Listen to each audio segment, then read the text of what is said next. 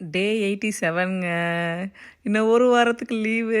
சின்ராச கையிலேயே பிடிக்க முடியாது அப்படின்ற மாரி தான் இருந்துச்சு. ரொம்ப ரொம்ப சந்தோஷமா இருந்துச்சு. இந்த ஒரு வார லீவ் தான் வந்து இந்த 2 மாசத்துக்கான அடுத்து ஒர்க் பண்ண போற 2 மாசத்துக்கான ஒரு பூஸ்ட் அப் மாரி. ஸோ அதனால் பயங்கர ஹாப்பியாக இருந்துச்சு.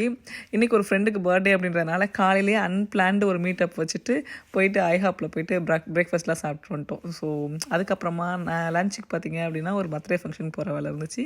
ஸோ பர்த்டே ஃபங்க்ஷனில் போயிட்டு கொஞ்சமாக எல்லாத்தையும் சாப்பிட்டுட்டு ஸ்வீட் சாப்பிடாம சூப்பராக கிளம்பி வந்தாச்சு. ஆனால் பயங்கர பிஸி டே. அதுக்கப்புறம் பார்த்திங்கன்னா என்னோடய தமிழ் ஸ்கூல் ப்ராக்டிஸ் அப்படி இப்படின்னு சொல்லிட்டு நைட்டு 10 மணி வரைக்கும் வேலை சரியாக இருந்துச்சு. எது எப்படி இருந்தாலும் சரி, பிஸியாக இருக்கும்போது ஒரு சந்தோஷம் தான். பிஸியாக இருக்கிறது யார் யாருக்கெல்லாம் பிடிக்கும், எப்போ பிஸியாக இருந்தால் கோவம் வரும் அப்படின்னு சொல்லிட்டு மறக்காமல் கமெண்ட்ஸில் சொல்லுங்கள். சில நேரத்தில் ரொம்ப பிஸியாக இருந்தால் கூட நமக்கு நிறைய கோவம் வரும். அந்த மாதிரி இருக்கும்போது என்னெல்லாம் பண்ணுவீங்க அப்படின்னு சொல்லிட்டு கமெண்ட்ஸில் சொல்லுங்கள். நம்ம எப்படி ஹாப்பியாக இருக்கணும் அப்படின்றத நம்ம தான் முடிவு பண்ணணும்.